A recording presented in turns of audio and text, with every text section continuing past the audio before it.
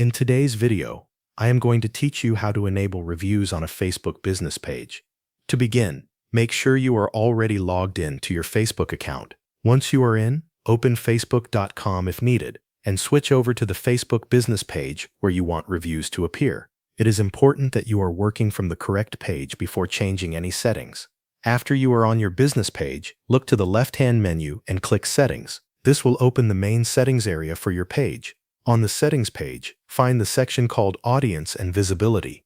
This section contains several options related to how people interact with your page. From there, click Page and Tagging. This will open the settings where Facebook places several visibility and interaction controls. Scroll through the available options until you find the setting labeled Allow Others to View and Leave Reviews on your page. When you see it, click the toggle to turn it on. Once the toggle is enabled, Facebook will allow visitors to leave reviews and also view reviews that have been posted on the page.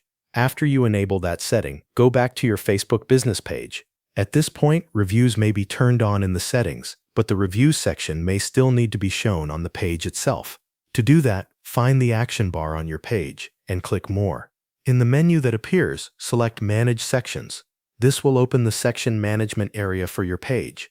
Look through the list of available sections and find Reviews Given. When you locate it, select the checkbox next to it to enable that section. Then click Save to apply the change. Once that is done, the Reviews feature should be active on your Facebook business page, and the Reviews section should be visible to visitors. This allows people to leave feedback directly on your page and helps others see public reviews when they visit. If you do not see the option right away, make sure you are using the correct business page and that you have the necessary permissions to manage page settings.